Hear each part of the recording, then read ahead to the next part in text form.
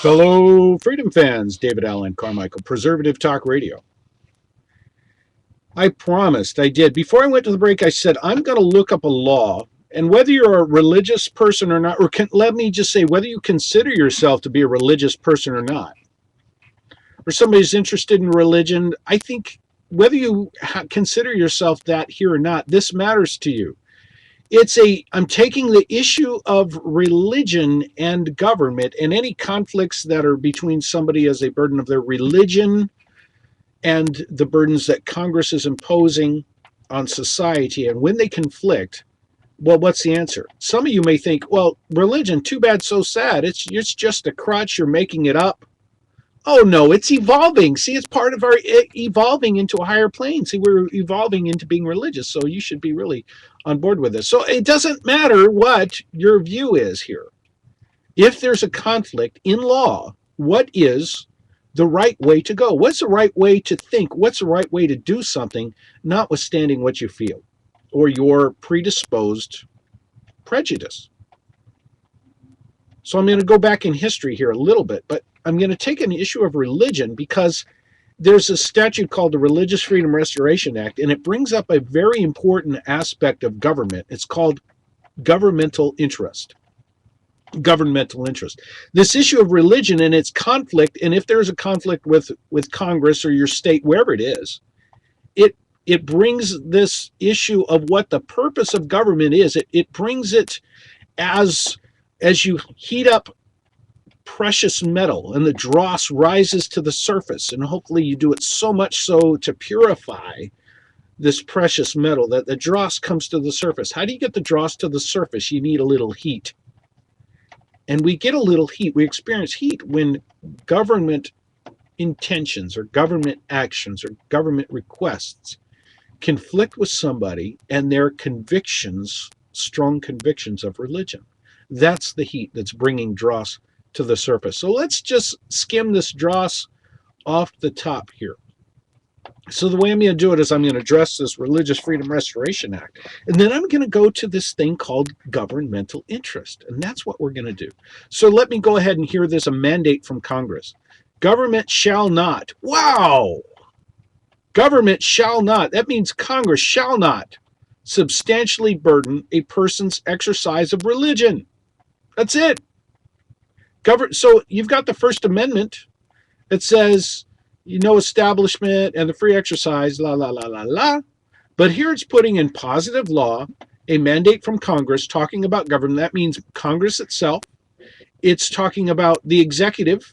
And of course, it leans to the judiciary too. It's like, hey, judiciary, don't burden a person's religion.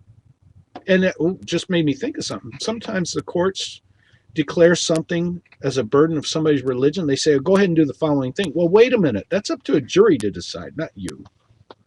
You're judging for yourself. So that came up recently, but a different subject.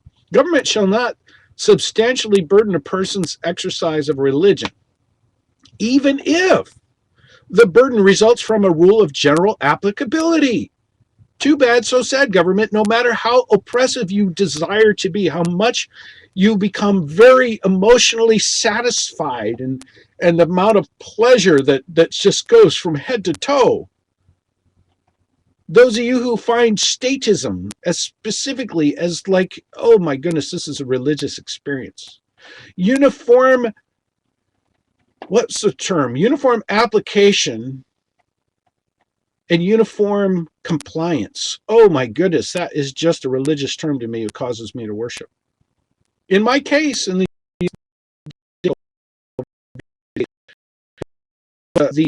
lawyers for Kathleen Sebelius, let me just add, said that there must be uniform compliance.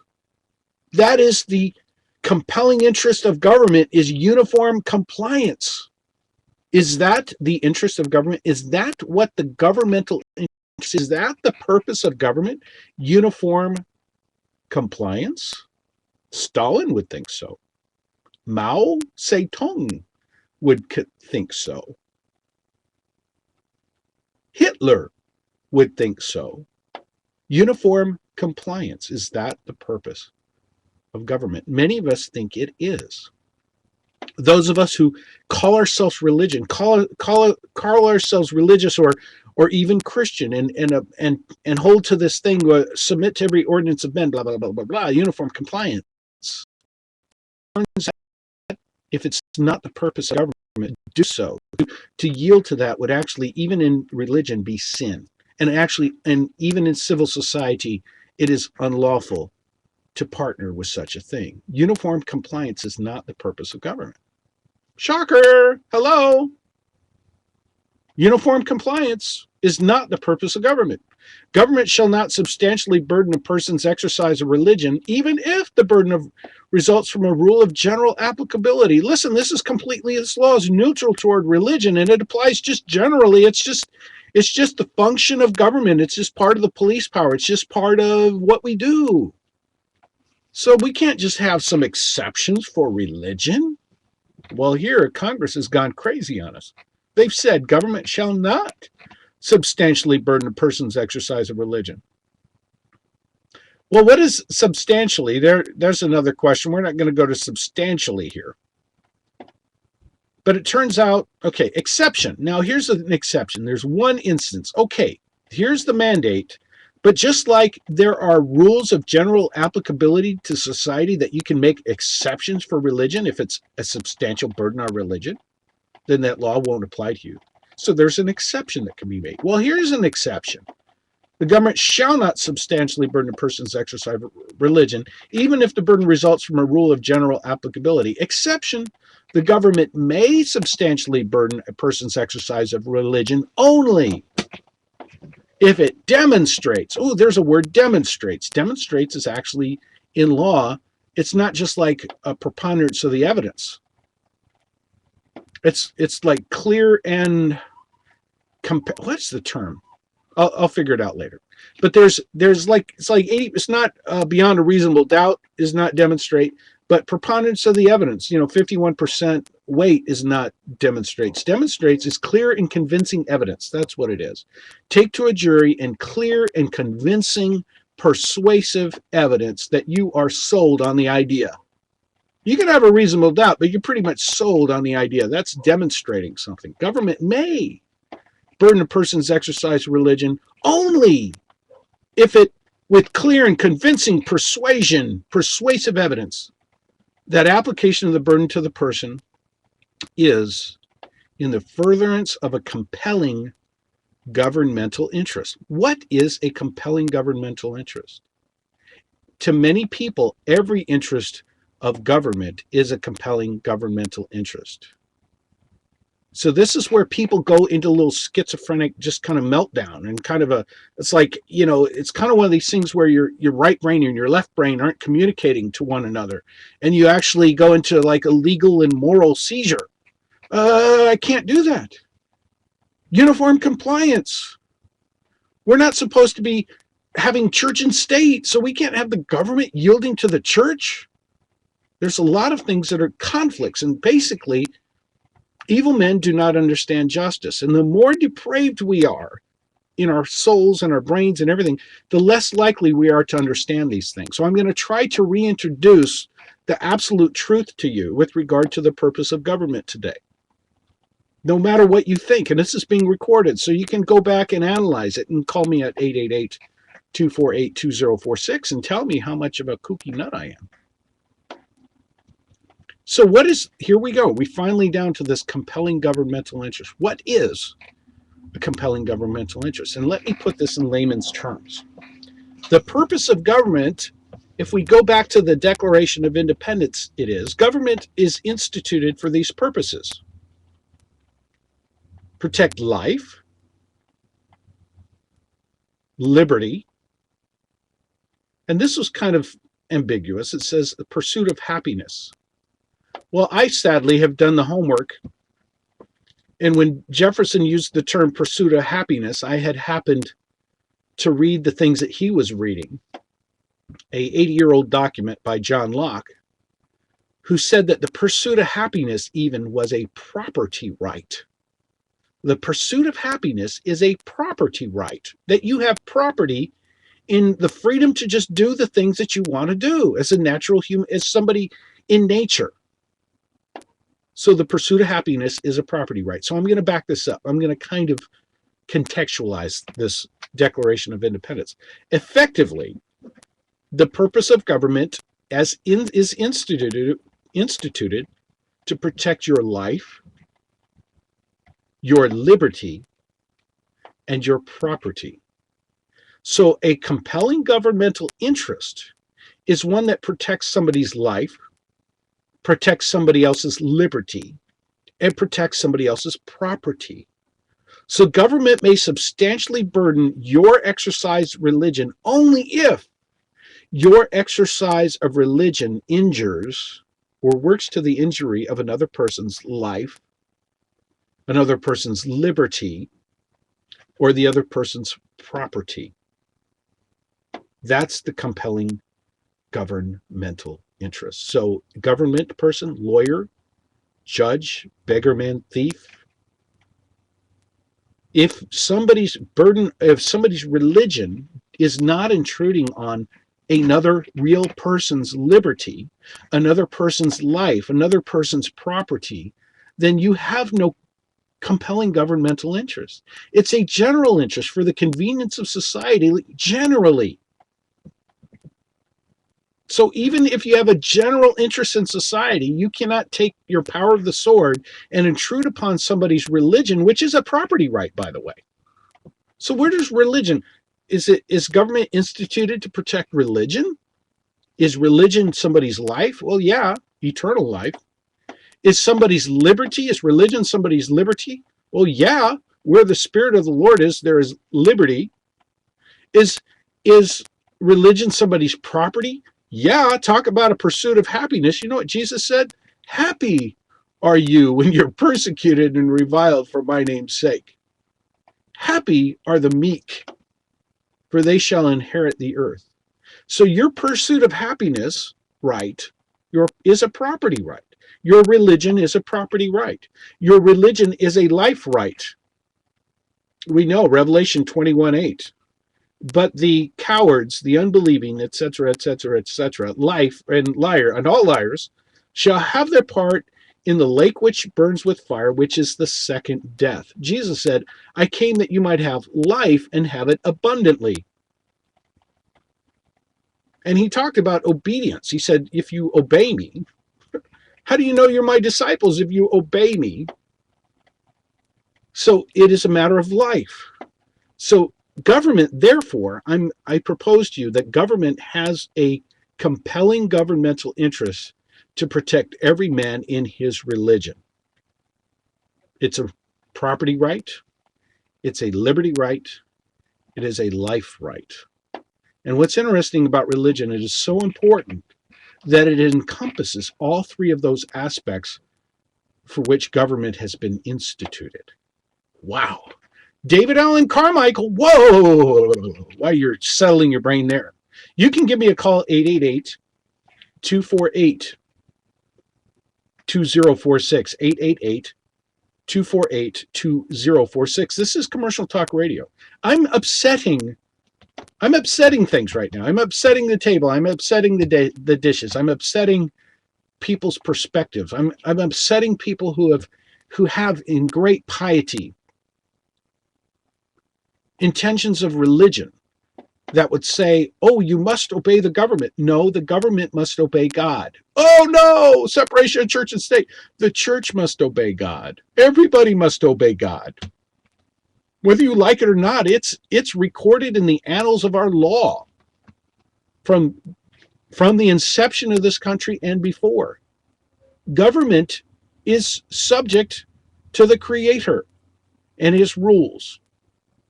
And government is a minister of God for our good. Government is carrying out justice upon men only within those things that God has delegated to them and has restricted that delegation. So, here we go. In general, this is a law from Congress. Government shall not substantially burden a person's exercise of religion. That's it. Cannot do it. But we want to.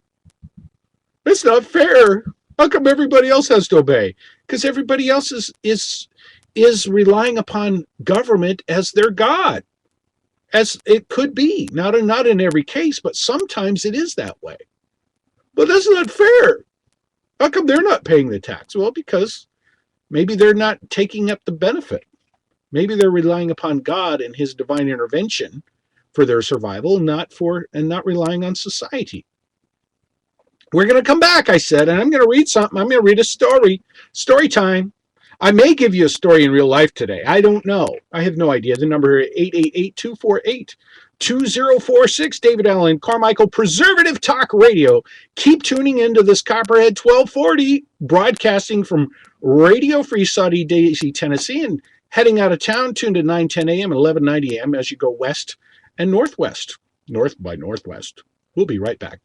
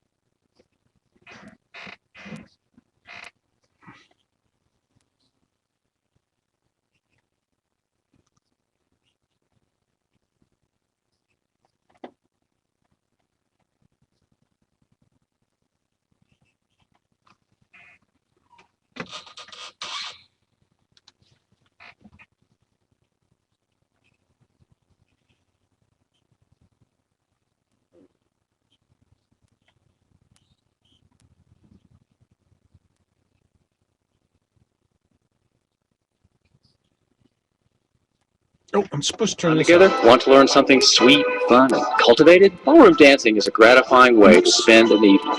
If you want to learn all the basic steps and press your hand into the small of your back, join us for lessons starting today. At the Ballroom of Hickson, you'll learn all the basic steps with your gal and have a great time. Trained ballroom instructors bring you along in fine order. No partner required. Click theballroomathickson.com. or call 394-6428. Call for a great time. 394-6428. Click theballroomathickson.com or call 394-6428. 394-6428. Theballroomathickson.com.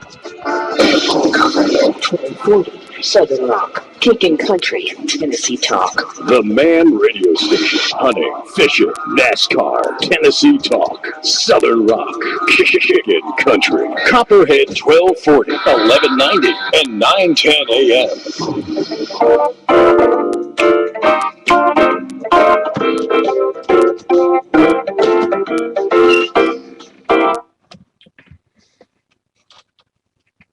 Fellow freedom fans, David Alan Carmichael with this Preservative Talk Radio. And this is a very important thing. I'm recording it. I think it's going to go on YouTube. It's going to take me a little work to get it there. But I think you're listening to some good stuff today.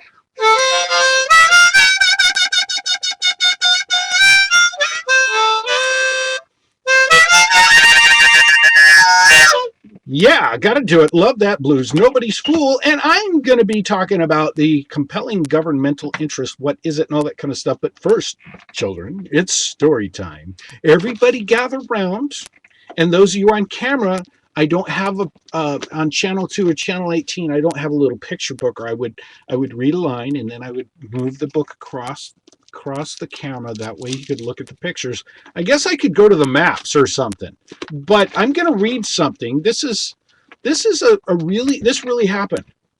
This was about 600 BC-ish, about 600 BC, maybe 605 BC, maybe 590 something. I don't know. I think it's right at about 600 before Christ. Now, some people say BCE. What's up with that? Before the Common Era. And what era was that? You know what they're doing? That's treason. That's treasonous. If you say BCE, I don't care what people, you tell them before Christ, because you know what? You know what Christ is? Christ means anointed one. Is this person who has been anointed. In Aramaic would be Messiah or Hebrew. It's kind of a term that Daniel used. He used the term Messiah. When they got to the Greek language, they used the term Christ, which would, both of those terms mean anointed one. What do they mean when they talk about anointed one? Anybody have that? Okay, see hands. Oh, you know, Billy. Okay, yes, you're right. It is. It's king. It's the anointed one is alluding to a king. So when you say BC, it's before the birth of the king year. And now we're talking Anno Domini, the year of our Lord the King, Jesus. Isn't that amazing? 2013. So this before the Common Era stuff, what's up with that? People are just anti-Christ. Okay. You just got to admit that. Now, somewhere in this book is Daniel.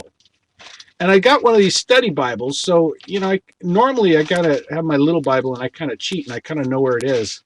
And then I got to reach back in my brain and go like, where's Daniel in the list of prophets? Where is he there? There it is. Okay. But it's a story. And so it's a story time, folks. And this isn't just a Bible story. This is a chronicle of history. A chronicle of history. And I'm going to read this story because it's true. There's a thing that happened. And then what happened was these guys, Daniel and three of his friends, were among a gazillion people who got captured by Nebuchadnezzar. He was the king of Babylon. He was pretty much the king of the earth at the time. You know, he's like the head dude. He was the biggest conqueror. He'd conquered the Assyrians. He conquered the Egyptians, who accidentally conquered Judah by accident.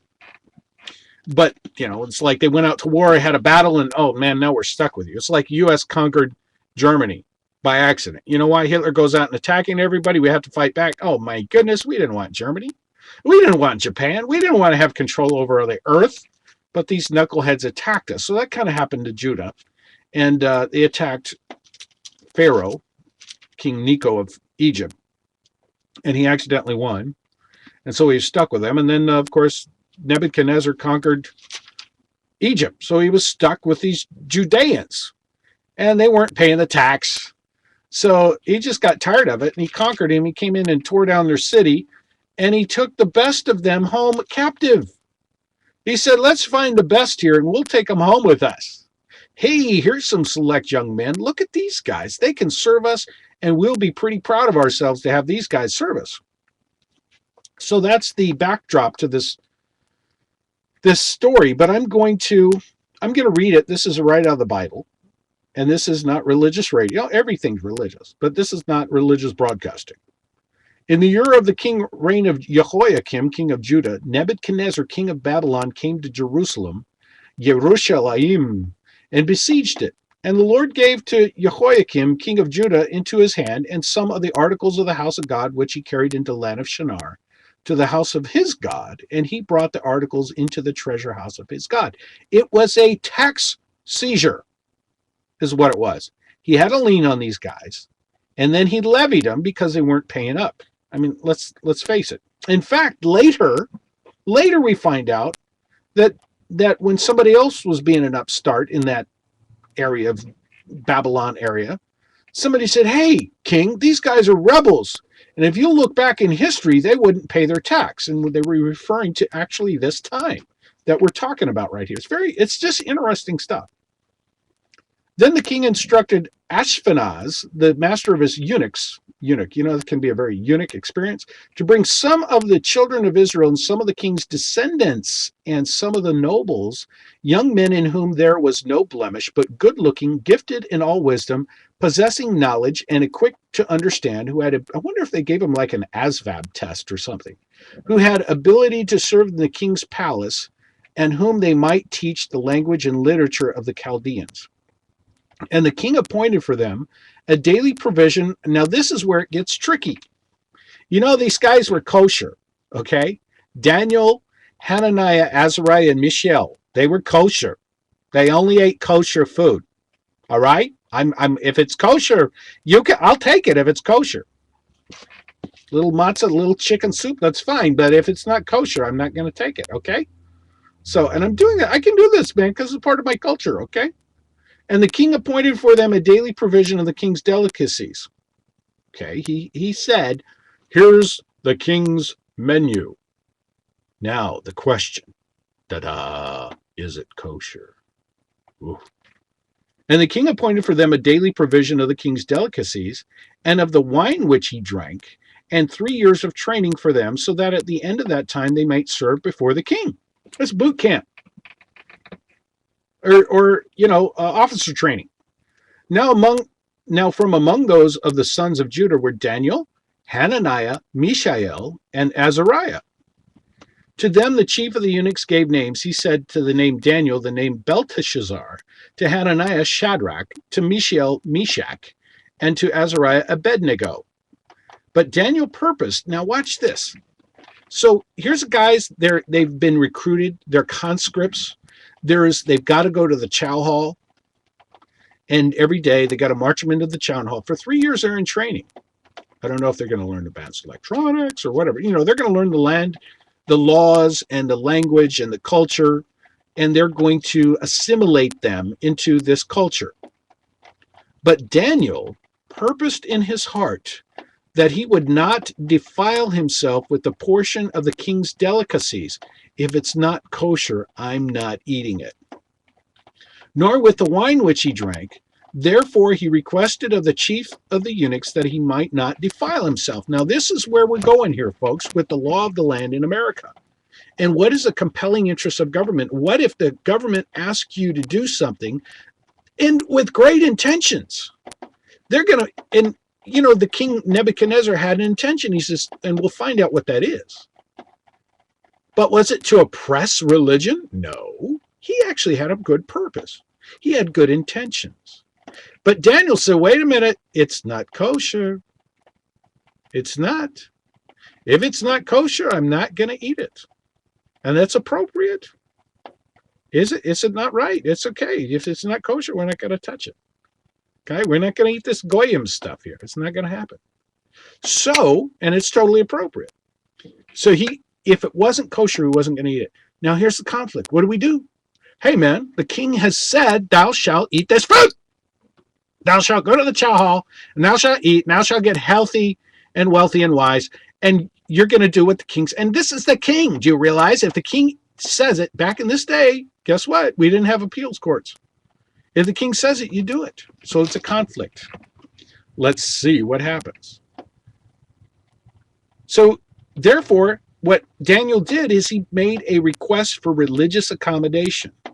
Therefore, he requested of the chief of the eunuchs that he might not defile himself. Now, God had brought Daniel into the favor and goodwill of the chief of the eunuchs. You know how do you get there, folks? Is no matter what the law is, if it's not hurting your religion, it's not like calling you to sin or to hurt somebody else or to violate your family obligations or something like that, just do it. If the sign says don't walk, just don't walk. Just do it.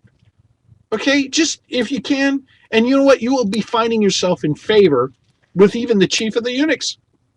And the chief of the eunuchs said to Daniel, here's where we're going to find the compelling governmental interest here. Here is, and this isn't the compelling governmental interest. What you're going to see here is what is that I face when I have certain convictions that God has put on me and I try to act them out. There are people behind the counter who freak out.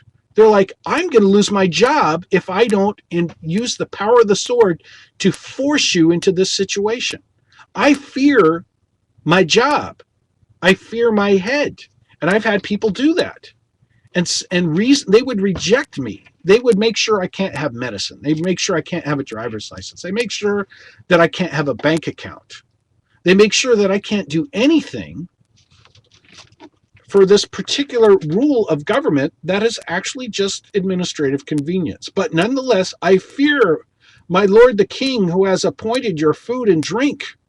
For why should he see your faces looking worse than the young men who are your age? Now we finally disclose what was the interest of government. Is it compelling governmental interest? Is it legitimate governmental interest? Is it a beneficial interest of government? I mean, let's just call it a compelling governmental interest. But what we find is the interest of government. Daniel, you're one of the guys This applies to you as a person because you're one of the guys the king wants to look good. He's really invested a lot in you. And so you're supposed to look good like all these other guys. I fear, my lord the king, who has appointed your food and drink, for why should he see your faces looking worse than the young men your age? So what happened at this day is that the chief of the eunuchs established, I can give a religious accommodation, but except I have this compelling governmental interest. Otherwise, we could consider. But look what he says. Then you would endanger my head before the king. So Daniel said to the steward, whom the chief of the eunuchs had set over Daniel, his messenger. He's communicating up the chain of command, who had set over Daniel, Hananiah, Mishael, and Azariah. Please test your servants for 10 days, and let them give us vegetables to eat and water to drink. Then let our appearance be examined before you, and the appearance of the young men who eat the portion of the king's delicacies. And as you see fit, so deal with your servants. This is awesome, folks. This is Religious Freedom Restoration Act modeled out, acted out, giving us a frame of reference.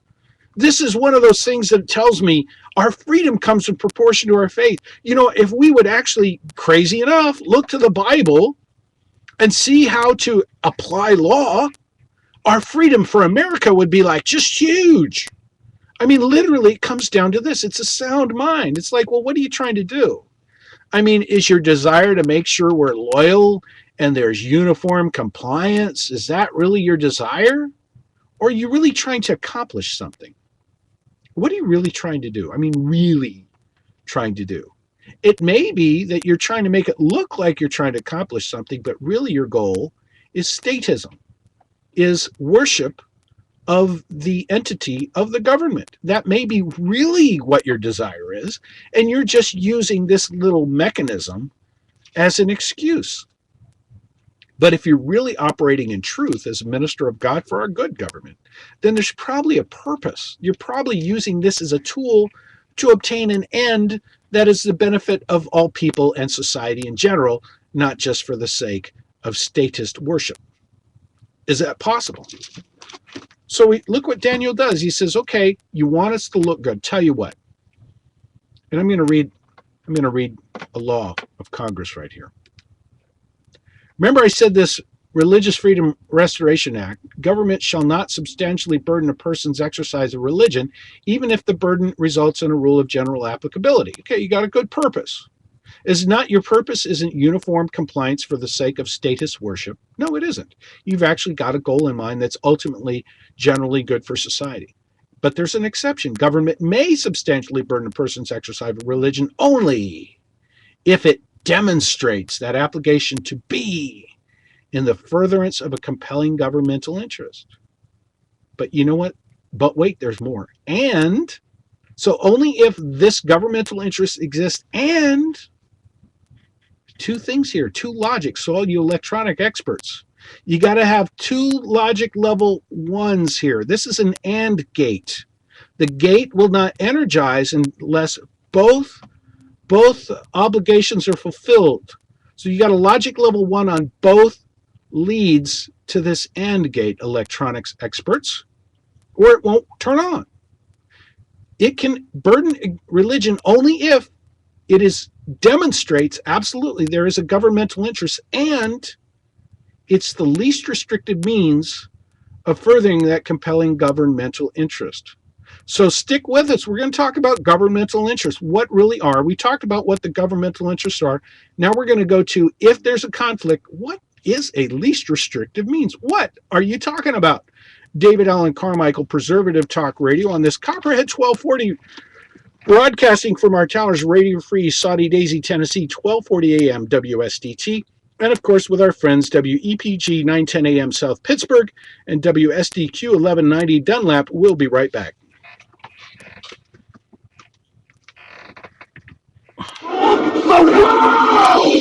Hunting, fishing, NASCAR, Tennessee Talk, Southern Rock, Kickin' Country, 1240 The Copperhead.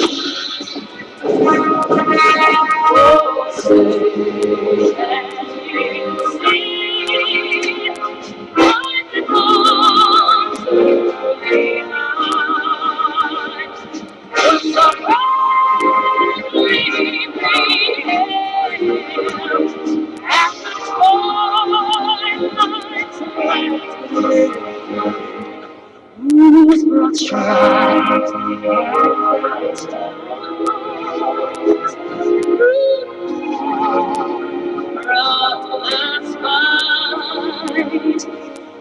the right sweet wine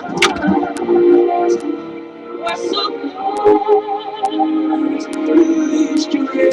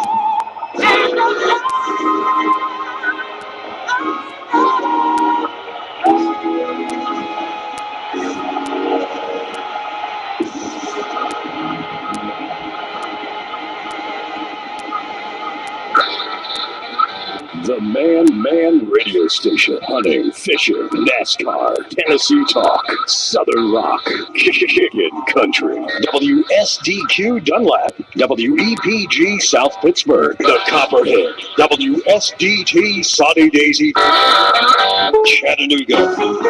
CBS News. I'm Steve Kathan. A military prosecutors told a court in Fort Hood, Texas, that Major Nidal Hassan planned to kill as many soldiers as he could. Opening statements are underway in the trial that could put shooting victims from the massacre in 2009 face-to-face with Hassan. Reporter Marley McCormick of KRLD Radio. Some of those victims will be in the courtroom to testify. Now, the government has said they plan to call nearly 300 witnesses. Hassan has said he will call only 2. We're not sure if that includes himself. The judge did order that during opening statements, he would not be allowed to testify. Hassan has never denied carrying out the attack that left 13 dead. In Boston, a jury has just begun deliberations in the Whitey Bulger racketeering case. Former President George W. Bush is in the hospital. White House correspondent Peter Mayer. A spokesman says former President Bush had the procedure this morning, just a day after an arterial blockage was discovered during an annual physical. Surgeons used a stent to clear that blockage. The 67-year-old former president is described as in high spirits and ready to return home. He's expected to leave the Dallas hospital tomorrow. The United States has evacuated all non-essential embassy workers from Yemen and is urging other Americans to leave. A risk of attack by al-Qaeda is considered high.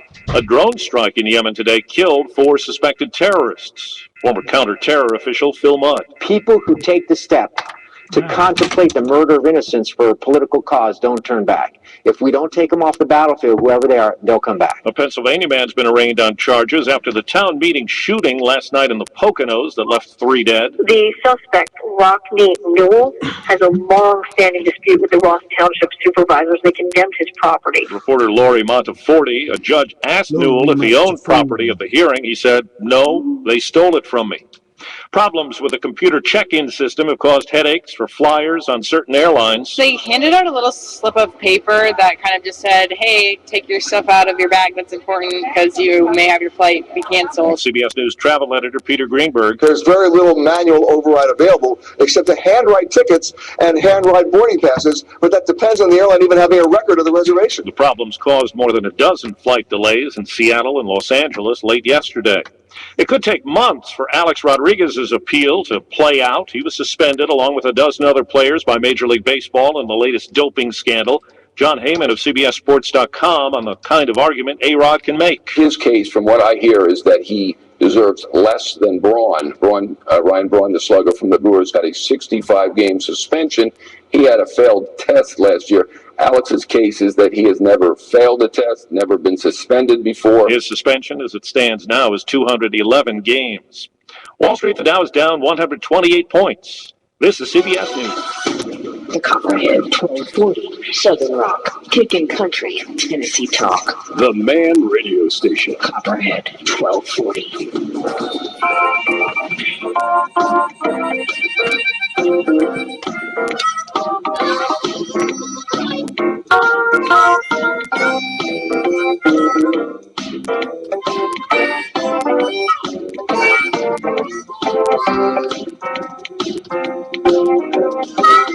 So, Freedom fans, you're listening to Preservative Talk Radio, brought to you by Freedom Ministries, where we confront the issues of the day on a constitutional basis, a biblical basis, and the basis of right versus wrong. Find out more at preservativetalkradio.com.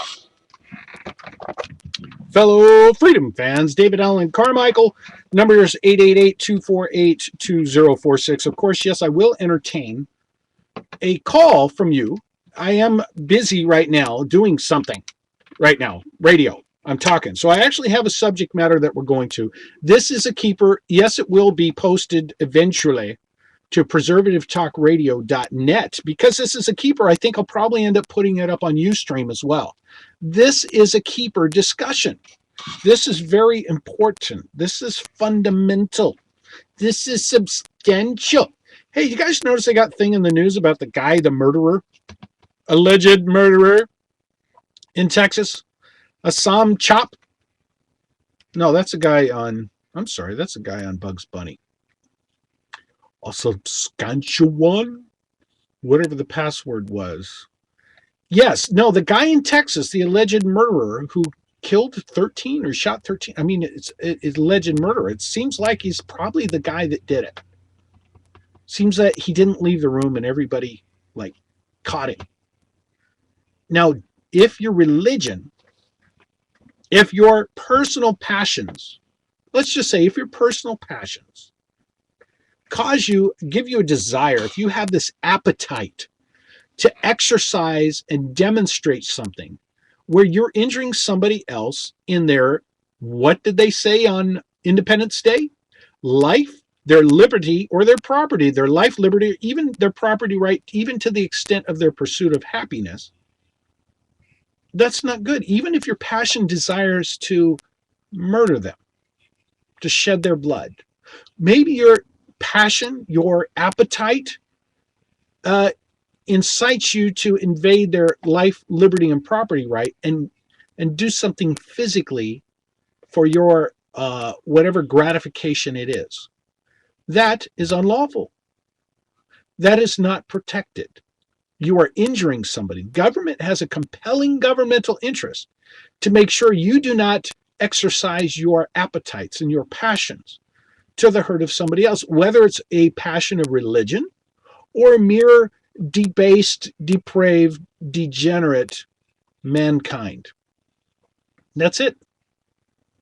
Now, even if the other person is being gratified as well, even if the person, like, say, for instance, has a desire to die, that goes against the laws of nature, goes against the revealed law. It's wrong to kill yourself. It's wrong to take into your own hands your own life or the life of somebody else. It's wrong. So even if two people want to exercise their passion, who have a bent, an appetite, one could be a doctor, but notwithstanding his position as a doctor, would like to kill somebody, and somebody would like to be killed. In law, they're both wrong. No matter how much you want to fulfill your passion, it is a wrong. It's a natural wrong. There are other natural wrongs that people have certain appetites they would like to do. They're natural wrongs. So government has, in some instances, they actually, for the sake of society, have an interest in protecting you from yourself. But if yourself is doing a wrong, an absolute wrong, if you are doing an absolute right, government has a compelling governmental interest to protect you in that right thing, even if it goes contrary to the passions and appetites of the Tennessee legislature. Government has a compelling governmental interest to protect you in doing those right things, notwithstanding the appetites of society. So I'm going to go back, and I have this story. I was reading a story. Actually, I had a Bible in front of me. I was reading a story, and it's not just a Bible story. The Bible has such sweet stories. This is a chronicle of reality, folks. Ask your local archaeologist. It's amazing. They finally get around to verifying it because they dig it up. Even though it's 3,000 years old, they like to go, oh my goodness, that thing was so accurate. This is so awesome. But here it is. This is a real story. It really happened. This is historic. This is a contemporaneous record. Daniel was kosher. He ate kosher. But King Nebuchadnezzar said, I want everybody to look good, so I prescribe the following diet. You know, Congress prescribes the following diet with a whole lot of things these days. And most people think for uniform compliance, our purpose is uniform compliance. The compelling governmental interest is uniform compliance. No, it isn't. Compelling governmental interest to protect life, liberty, property. So here we go. Here's Daniel. He says, I eat kosher. And my friends, we eat kosher. Can we, in our class action request for religious accommodation, we'd like to eat what we eat. We'd like to basically eat vegetables, beans. For our protein, we'll get lentils. That's what we would like to eat. We don't want the fried lizards, you know, or the highly processed sugar, or whatever it is, whatever the thing the king that was trying to do. We would like to just give us a chance. Let's see if we can accomplish what you want to do, government, without imposing on our religion. So here we go. We're going to go to the law of Congress. So that's the Bible. Here's the law of Congress. Congress shall not substantially burden a person's exercise of religion. In other words, Congress shall not offend or intrude upon the life, liberty, and property right of religion. Except they may do it only if, and again, here's a logic statement, if it's a compelling governmental interest.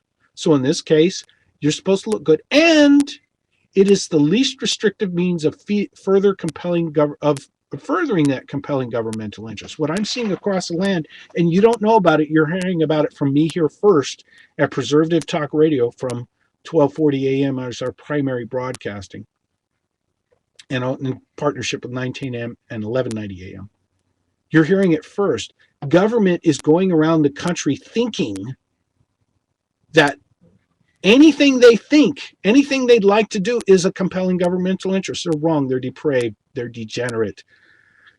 And I'm suing the United States through the person of Kathleen Sebelius over this. And then also this whole point of least restrictive means. They think it's like, well, if we have a compelling governmental interest, we just say it's compelling. And we think that there's nothing. Well, let me just read this. They can intrude upon religion, your property, liberty, life, liberty, and property right of religion if we can demonstrate a compelling governmental interest and its least restrictive means of furthering that compelling governmental interest.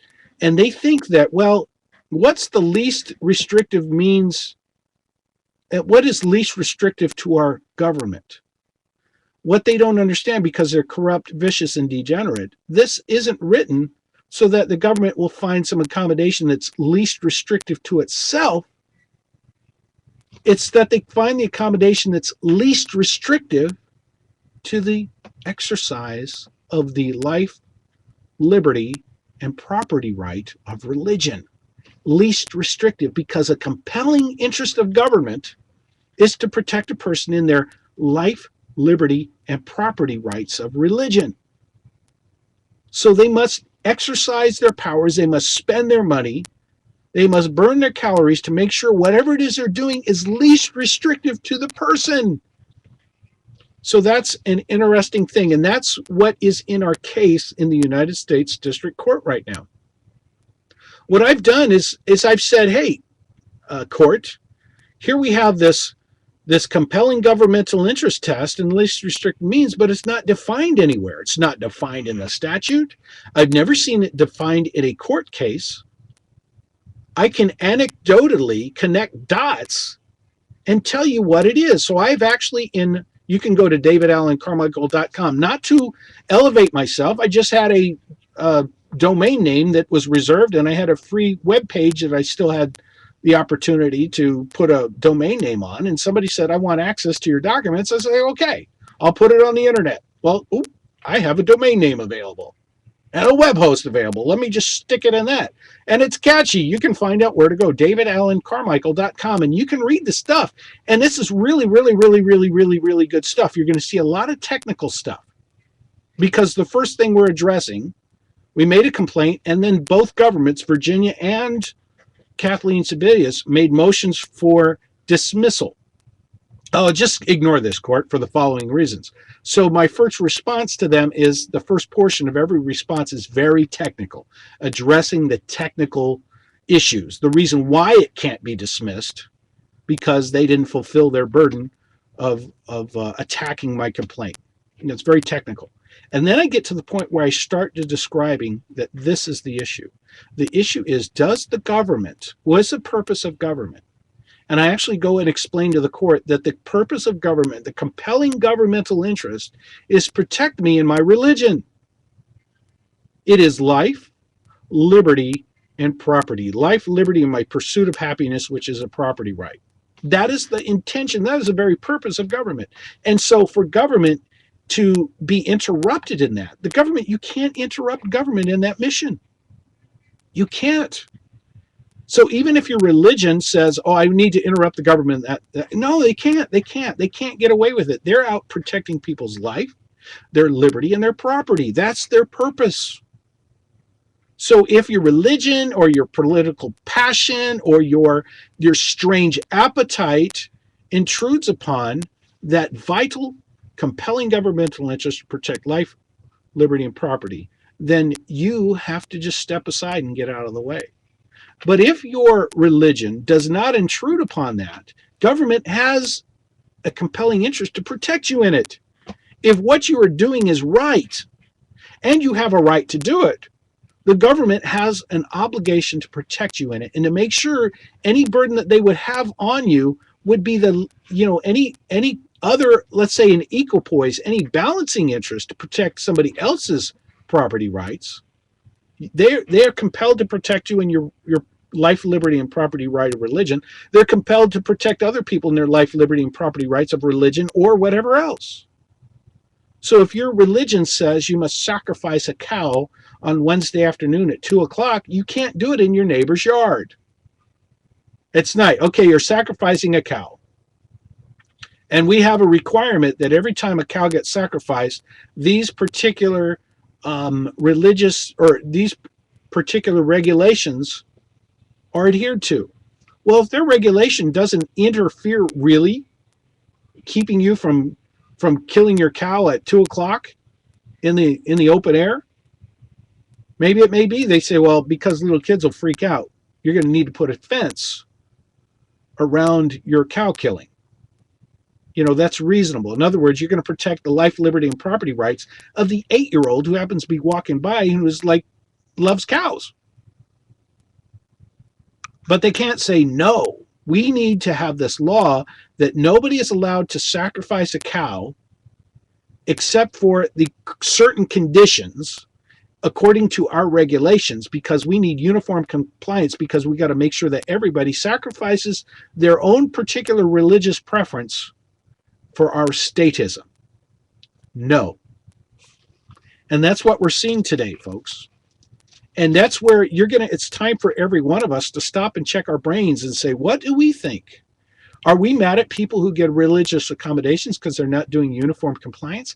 I will tell you, most people are tempted to be offended by people who get some accommodation instead of getting excited, like, wow, that guy's a complete idiot. He's worshiping a false god.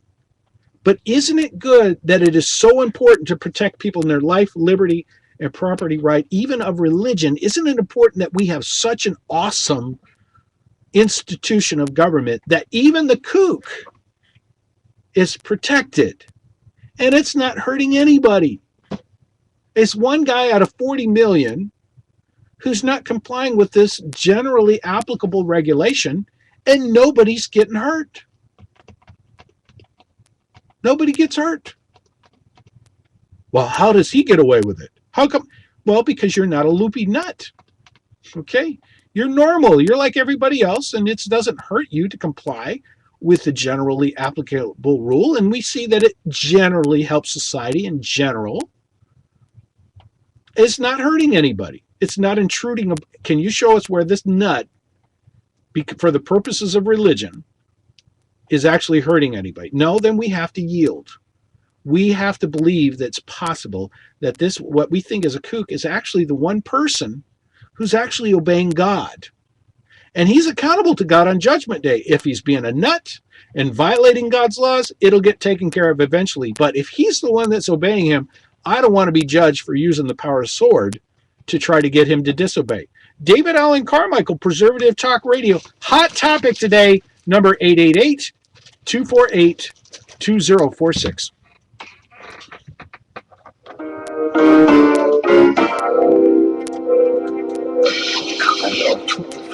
Southern Rock, kicking country, Tennessee talk.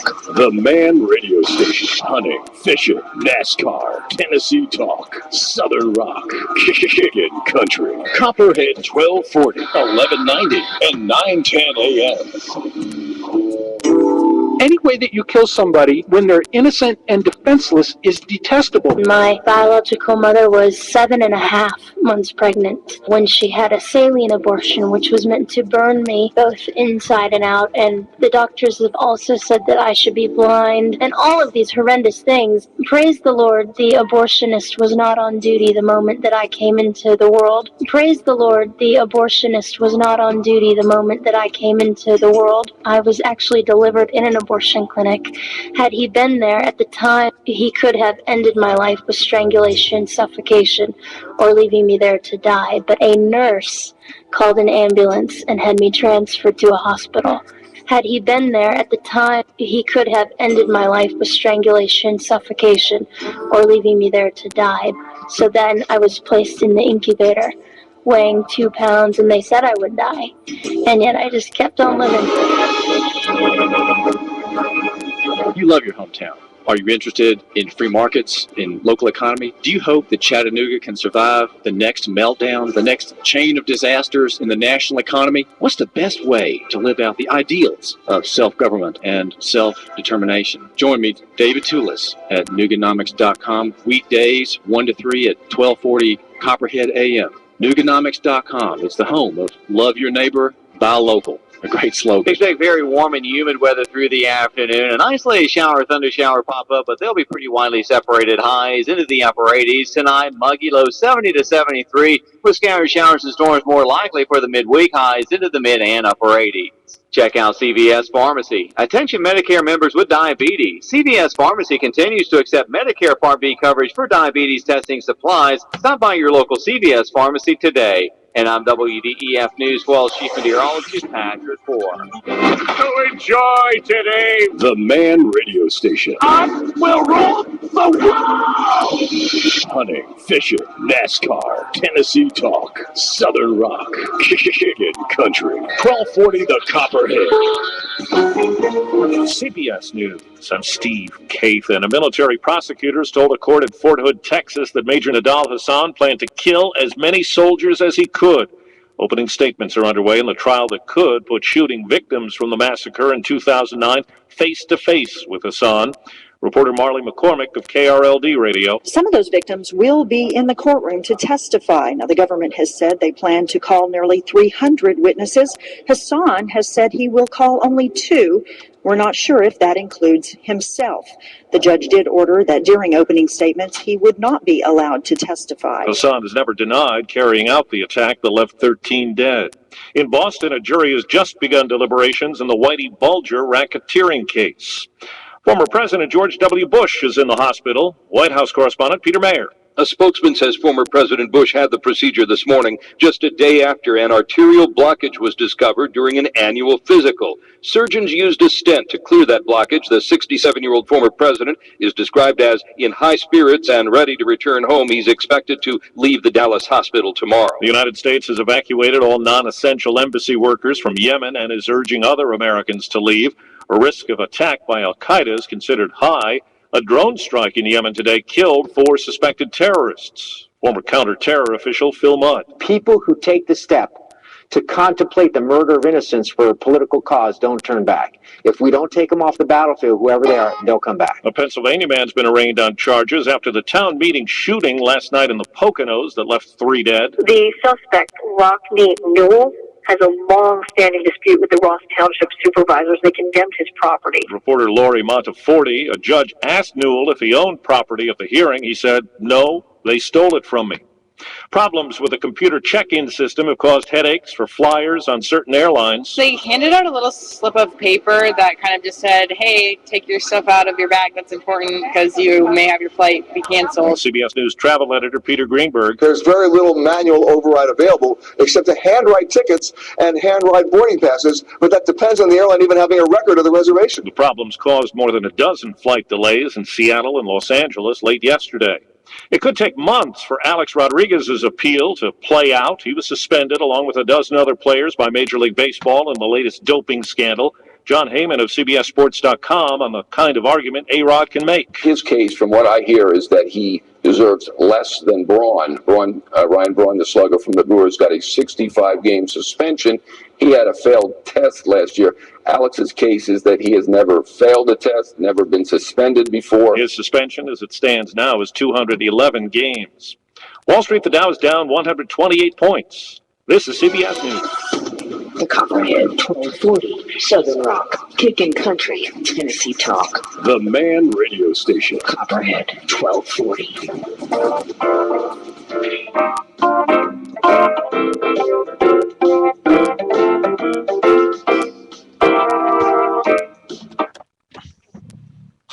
Fellow Freedom fans, David Alan Carmichael, Preservative Talk Radio, 888-248-2046. You can go to copperhead1240.com. That's the radio station, that my home station, WSDT 1240 AM. Of course, we're sending our signal. Thank you, 910 AM WEPG and 1190 AM WSDQ.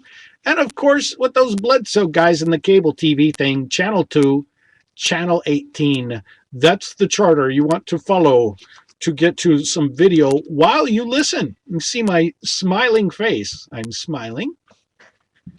Crazy thing that you're hearing here on this Preservative Talk Radio is not the thing you're going to hear anywhere else. You're not going to hear it on religious radio. You're not going to hear it on your standard, basically in-flight entertainment while your plane is in a nosedive radio. You're going to get educated here. Yes, you PhDs tune in. I have people tell me, I've found out that there's just very well-educated PhD people that actually tune into my show every now and then. And they were like, whoa.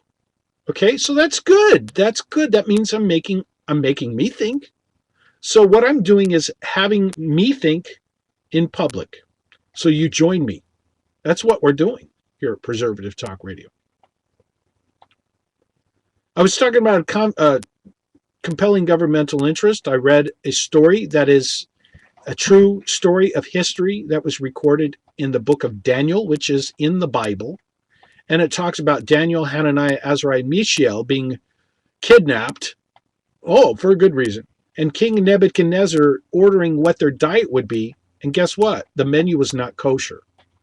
Daniel, Hananiah, Azariah, Mishael said, hey, we don't want to eat this stuff. We can't. It would defile us.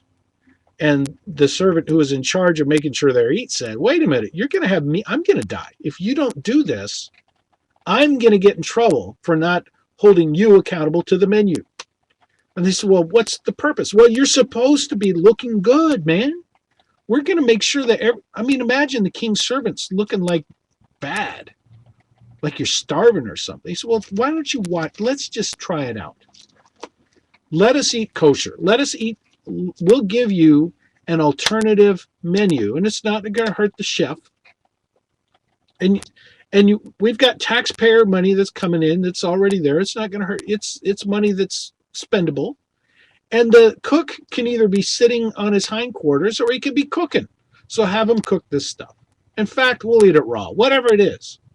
But we're not going to defile ourselves. We're not going to violate God's mandate on our life. It's not hurting anybody else. So just watch us for 10 days, and if we don't fulfill your expectations, then do whatever you got to do. I mean, that included dying, folks. You realize if they didn't look good, for this guy to protect himself, he would have to chop these guys' heads off or something, or else he wasn't fulfilling his job as a king's servant. So they did, okay, let's test this out. Oh, look, we're accommodating you, and it's not hurting anybody. Turns out they looked better. There were certain toxins that are not in the kosher food. So they were doing better than those who were on the king's mandated menu. So they became in favor because their standards were higher than the mere servants, the mere pagan servants. They had a higher accountability, and it turned out they were better citizens. What is the definition of compelling governmental interest? This is what I proposed in a United States District Court, and the judge is deliberating this right now. We don't know what he's thinking. But I said, here's the statute that says the government shall not burden religion, but they can only if, and the first prong of this AND gate, this logic gate here, the first prong is they must demonstrate a compelling governmental interest. But look at how I went to the court here. Here I am, a mere fledgling human being, and this is what I have put to the United States District Court, and I think, and I've never seen it put to them this way. I'm actually reading from my motion for a partial summary judgment. What is the definition of compelling governmental interest? In reviewing case law, I see terms compelling government interest and legitimate government interest. Then there's a benevolent governmental interest for which a person might have a beneficial interest. What is the definition of a compelling governmental interest? It appears to be the strongest of the interests of government. Since I find it nowhere expressly defined, let me offer a definition here. Well, that's pretty audacious, isn't it? I pray that this is earth-shaking, that this is dealt with appropriately. This is without a lawyer. I don't have the money to hire a lawyer. And I'm a little bit concerned that a lawyer would commandeer my case because they're afraid to actually go to the point of truth. This is quoting again what I sent to the U.S. District Court.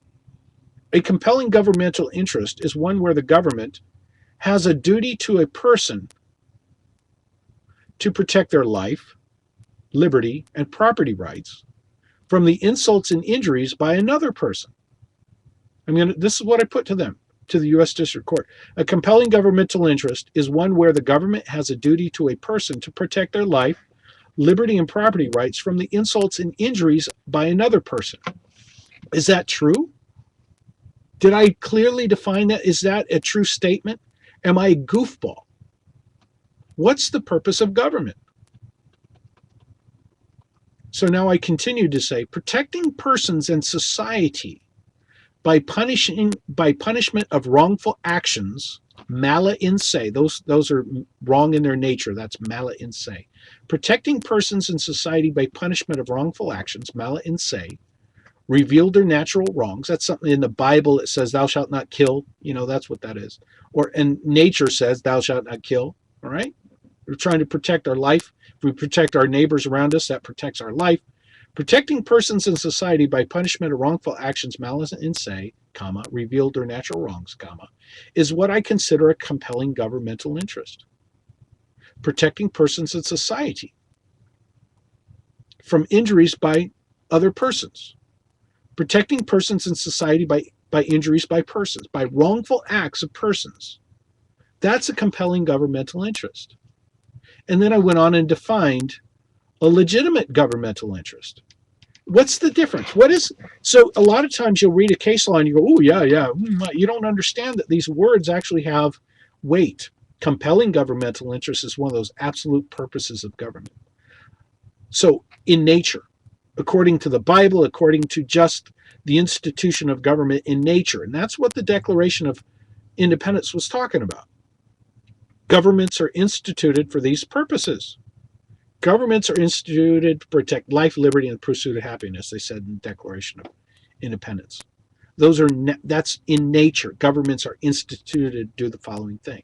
Now, once they get instituted, you know what they do? They do laws. They call it positive law, where the legislature gets together and writes laws to make sure that government is fulfilling that purpose. And that's what you have is called a legitimate governmental interest. Government has a legitimate reason for writing a law. That's law. They have a legitimate reason for writing a law, a general conformity, general application, neutral toward religion. If they have a general law, ultimately their goal in this law is to make sure that it helps enable the government and it helps enable society to make sure that people's property, liberty, and life rights are protected, ultimately. So this is what I said. A legitimate governmental interest, noting the root word legis, is an interest that goes to those things that are, and I use the term in Latin, and the judge would understand this, mala prohibita. So in nature, those absolute wrongs are called mala in se, like murder. It's mala in se. Mala prohibita is thou shalt not go over 65 miles per hour. There's nothing wrong with driving 70. There's nothing wrong with driving 90. There's nothing wrong with driving 212 miles per hour in the right context, in the right circumstance, utilizing and enjoying happily your property. You've got a Porsche, aftermarket Porsche with neat tricks done to it, 212 miles an hour is totally appropriate in the right circumstance. So we have these things called mala prohibita. Those are positive laws that make general laws for society, and government has a legitimate governmental interest of saying, on this street, at this time of day, in these circumstances, the maximum speed shall be this. That's a legitimate governmental interest. Their compelling governmental interest is to protect everybody's property right. Everybody who's trying to cross the highway, their driveway leads into the highway and they want to go across the highway. If everybody's going 65, it helps them understand at what point when they see a car at a certain distance, can they look straight ahead and drive to that median point where they can get on the other side of the highway and move about their business. If somebody comes screaming in at 212 miles per hour, they glance to their left, they see the car about a half a mile away, they look forward and drive to the median, and suddenly they get broadsided. So that legitimate governmental interest is for the ultimate purpose of people's life, liberty, and happiness. Legitimate governmental interest, noting the word legis, is an interest that goes to those things that are merely mala prohibita, like speed limits. Those things that are not wrong by nature, and this is what I'm telling a U.S. District Court, those things that are not wrong by nature, but are prohibited for the general interest of society. As an example, now this is very educational. This is Preservative Talk Radio. You can go back, you can go to davidalancarmichael.com and read the case and the motions, or I'm going to have this on preservativetalkradio.net, ultimately as an audio archive, so you can go back and analyze this stuff. As an example, being intoxicated in public or to one's physical endangerment by alcohol or any other intoxicating substance is mala in se. It's wrong. Public intoxication has a negative effect on the society if it's public. Or to your own physical endangerment. It's wrong by nature.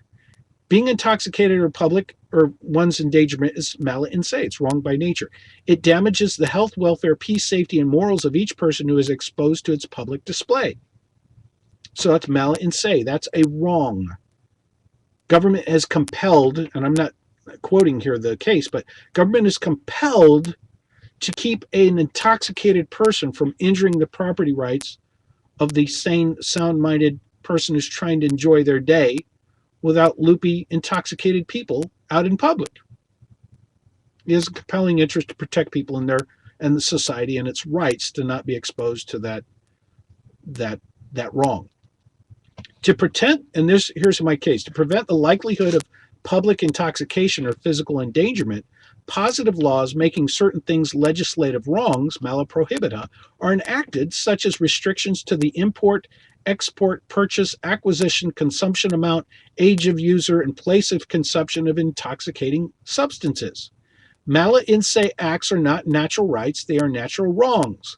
Mala prohibita are laws of society for public convenience. Government has a compelling interest to punish mala in se, public acts of intoxication or self-endangerment, and a legitimate interest in regulating the substance, making things mala prohibita, to discourage wrongful conduct for the convenience of society. Now, to you, that's very, oh my goodness, what's he saying?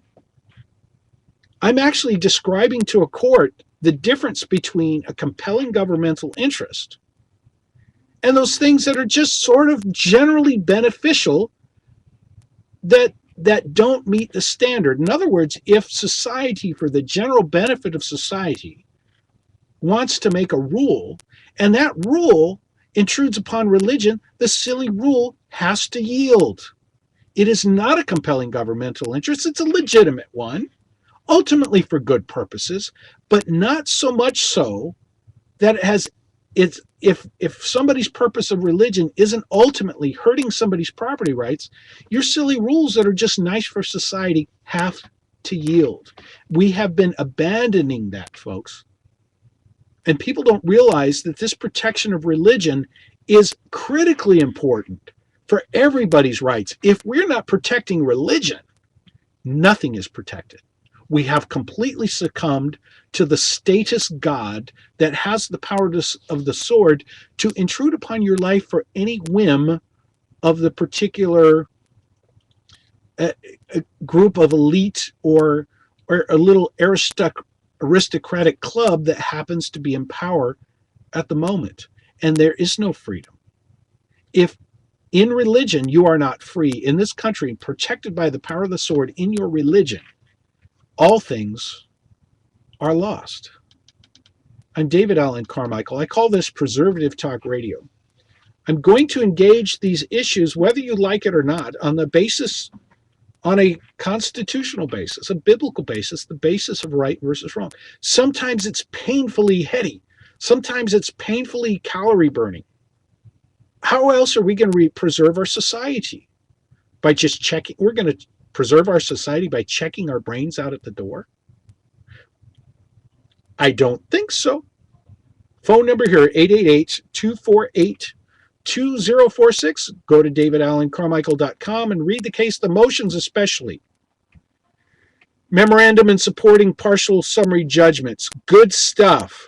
Stay tuned to this Copperhead 1240. We're going to be right back, and I've got another thing I'd like to quote that I think is inspirational.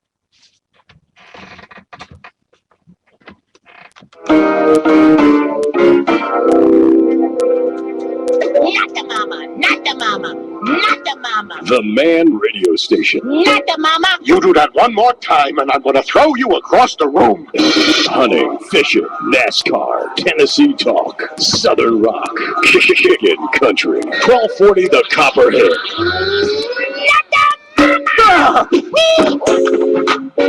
Frustrated with the high cost of phone service? Do you long for the freedom to work with a locally owned and experienced phone and internet company that understands the needs of small business? I'm David Snyder, owner of RevTel.net and VolState.net in Dayton. My companies have been providing small businesses with high-speed internet for the last 17 years. RevTel.net, our new cloud-based phone service, is currently used by hundreds of local small businesses that are part of our local economy. From the small mom-and-pop retailer to some of the area's largest industries to Bryan College, RevTel is the service that is saving money and making our local economy more efficient. I love to see my customers succeed. My company has helped hundreds of other small businesses accomplish better service and profits as they serve their local community. Let's see if RevTel.net can help your business. Look us up today.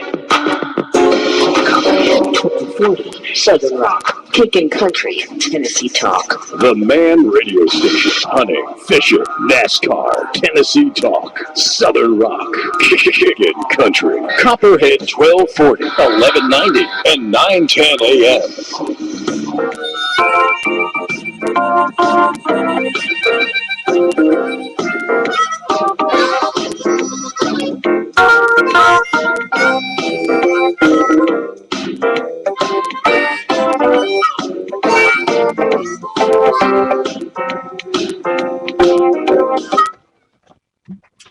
Fellow freedom fans, Now's your chance. Use it or lose it. 888-248-2046. 888-248-2046. Somewhere in the next few minutes, I'm going to read something that's a summary that really, I think, gets to the point. When I made a motion toward summary judgment, and the United States, through the person of the U.S. Attorney General's office, responded to my motion. And of course, then I have a chance to reply. And I sum it up. I summed up what really the government can or can't do. And so what I'm going to do, I'm going to burn a little calorie again by reading another segment of a motion that I made in this David Alan Carmichael versus Kathleen Sebelius. And then I'm going to read this thing where I summed up as a reply to their response. And it's really hitting a home run. I say they demonstrate a compelling governmental interest. Great. Least restrictive means test is supposed to be least restrictive to the fundamental freedom, not least restrictive to the government. In all these cases that they cite that are just run amok an oppressing religion and it's just stomping on freedom and really making it a very unfree statist country, what I've seen in these cases that the government was quoting is that the government was saying, well, there's no least restrictive way to pull off an accommodation. But they're saying there's no least restrictive means to restrict the government. We can't find any least restrictive means. We can't accomplish our purpose. Okay. So they're looking what's least restrictive to the government. It's because they're depraved. They're corrupt, vicious, and degenerate. Evil men do not understand justice. So they've been interpreting the Religious Freedom Restoration Act to be in some way that they can maybe accommodate somebody if they're not restricted at all. Okay? They're wrong here. This is what I said in my case. The cases cited by defendant Sebelius appear to have been testing least restrictive means to see whether the government could tolerate a person's practice of religion without any restriction upon the government. The court cited clearly do not understand that religion, like a person's life, is something for which government is instituted to protect. The courts and the executives need to understand that the government has an absolute duty, therefore has a compelling interest, to use even its sword as well as its bureaucracy to protect religion. This, what I've said, folks, is true. It's in the federal courts right now. They're chewing on it. This is so screamingly true, but it's so foreign to us. Where have we come? America. And I go on to say, I used another statement here that was kind of, I'd have to do definitions, so I'm going to skip one statement. Each circumstance has to stand on its own facts. But if the rule of government only extends to efficiencies reasonably convenient for bureaucratic ends, or generally to regulate actions for the protection of health and safety of society, the government is obligated to bend over backwards to ensure that it is not injuring the person in his religion, life, liberty, or property, even incidental to its attempt to do good deeds. In other words, I know you've got good reasons, government, but even if you've got great ends in mind, your ends in mind, your purpose, your pathway to good deeds cannot intrude, cannot injure somebody in their property. Okay, we're injuring in your property right, but we have a courthouse we want to build, so we're going to suck up your property. Even in that case, for that good deed, you must accommodate the person and restore him in his injury to his property right. I don't care what your good purposes are. Did you know that the grandson of Robert E. Lee won a case against the United States? Because the United States invaded Virginia. Lee was a rebel. They, without due process, took his property and made, for a good reason, they buried soldiers in his front lawn. They now call it Arlington National Cemetery. And for a good purpose, a national cemetery, they took his property. And his grandson sued them and won. And said, you can't do that. You can't just do what you want to do because you feel like it and you think my grandfather's a jerk. Our whole family, our whole inheritance, there shall be no corruption of blood. You cannot corrupt our blood, so says the Constitution, except in the life of Robert E. Lee. And they actually they used his property without ever compensating him. And if they wanted to do it without compensating him, they would have had to use due process and try him for treason. They never did it, did they?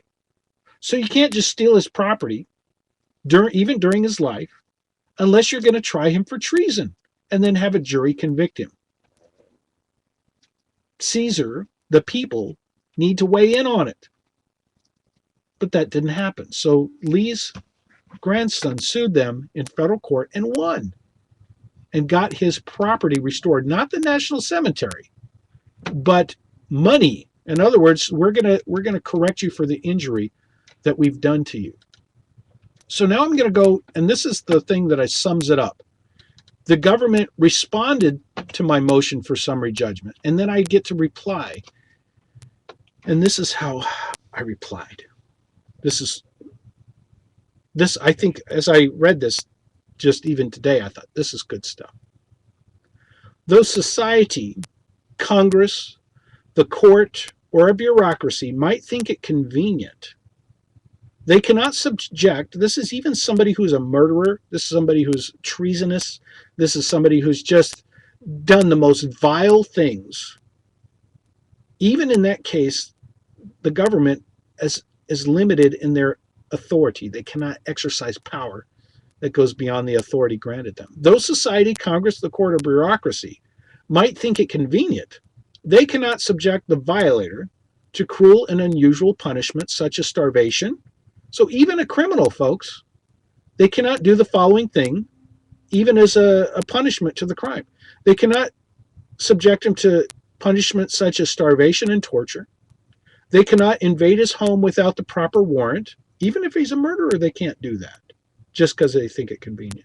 They cannot strip arms from him. They cannot silence his word or press. They may not quarter soldiers in his home without his consent, nor in time of war, but in a manner to be prescribed by law. They cannot deprive him of life, fair trial, trial by jury, excessive bail, or can they demand that he worship the beast, forsake Christ, honor Satan, or prescribe any particular act of religion. That is not their compelling interest. Injustice is not justified by the existence of power. Now, I said that. That's kind of cool. Oh, it's not on Wikipedia yet. That is not their compelling interest. Injustice is not justified by the existence of power. Their compelling interest, according to just powers, is to induce the person to fulfill his absolute duties and to protect and remedy the injured person's absolute rights. Now, in the context of the case that I was making that statement, government has been saying in the courtroom, the U.S. Attorney General's office has said that for the purpose of uniform compliance, the compelling interest of government is uniform compliance. In my case, David Alan Carmichael versus Kathleen Sebelius, the United States Attorney General's office is saying the compelling governmental interest is uniform compliance in Section 666 of the Federal Welfare Code. 42 United States Code, Section 666, paragraph A13, among others. That the compelling governmental interest is 666 compliance. And that is so strong that everybody comply in America, that even though Congress has no authority to force the states to do such, Section 666 of the Federal Welfare Code, it is such a compelling governmental interest that everybody comply with 666. It has no protection even for religion. What if Section 666 said that every person in America must turn in every firearm, every knife, because Congress has declared it so and called it Section 666, must it absolutely be complied to, notwithstanding people's rights for life, liberty, and property? What if Section 666 says everybody must be subjected to starvation and torture, or that every person in America shall have his home invaded without warrant? Every person in America shall not speak anything that could be taken as negative toward the government. Because Congress has passed Section 666, should it actually trump all law because Congress has said so? In my case, I'm saying Section 666 does not have the authority. If it's asking me to give up my guns, to give up my speech, to give up my right to not have government soldiers quartered in my house, to make me subjected to torture, or should have me forsake Christ, Section 666 must yield to the law of the land. Government, right now, the United States Attorney General's office saying, no, 666 trumps all law in America. Section 666 has the power to have you forsake Christ, or what are the consequences? Technically, you can't engage in a profession. You can't engage, you're going to forsake Christ, or can't engage in an occupation. You're going to forsake Christ, you can't drive an automobile. You're going to forsake Christ, you can't get married. You're going to forsake Christ, or you can't do recreational fishing. Section 666 of the Federal Welfare Code. So that's what I'm doing in David Alan Carmichael versus the United States. This is kind of a heavy show today. But the whole point is not to celebrate or to promote the strange case in the federal court. What it is to talk about the strange case in the federal court that's bringing to light what is the purpose of government? What is a compelling interest of government? The compelling interest of government is to protect you in your life from other people injuring you in your life. If somebody has the desire to hurt you in your life because their religion or their passions, their sick, degenerate passions, or because their lust, their covetousness, if they have a desire to injure you in your life, your liberty, your property, the government has a compelling governmental interest to protect you, even if somebody is motivated by religion or just sick passion. That's their job. That means if you have a particular practice of religion, if you take communion on Saturdays at the local church, government has a compelling, that's a life, liberty, and property right to you. Government has a compelling governmental interest to allow you to go to that church congregation fellowship at the time that's not disturbing the peace. It's a reasonable time, and you're not parking on somebody else's front lawn. They have an interest in protecting you, in getting there and spending that time in fellowship, because that is a duty of religion. Forsake not the assembling of yourselves is the manner of some. Even more so as we see the day approaching. So there's a compelling governmental interest to protect you in your religion. And it comes now, if your religion asks you to take communion at a certain place, your religion doesn't ask you to park on the neighbor next door to the church's lawn, especially on a rainy day after the lawn is fully saturated, and have your car put ruts in their yard. Okay? So they have a compelling governmental interest to protect your neighbor and his property rights from your injuring him in the midst of your practicing religion. That's what it comes down to. We've lost it. I'm having to sue the United States government over a really goofy bureaucratic requirement, and they're saying that uniform compliance is the compelling governmental interest. That means we are not free. We are a complete statist, Stalinist Soviet state. So folks, pray for me as I'm approaching these things in a way that people, when they read this stuff, they don't get it. We have come so far in our nation for getting right and wrong to the point where we don't understand freedom. Evil men do not understand justice, but those who seek the Lord understand all. I'm David Alan Carmichael. I'm going to do my best to get this audio to the internet on our archives at preservativetalkradio.com. Sometime today after David Tula's show, I'm going to go back on our Copperhead 1240 website on Ustream, and I'm going to save this video and title it, and then probably upload it to Ustream or YouTube. So David Alan Carmichael, Preservative Talk Radio. Go to preservativetalkradio.com, davidalancarmichael.com to find out about this case. But ultimately, I'd really encourage you to go to archives and get on your handheld device some of our audio from preservativetalkradio.net.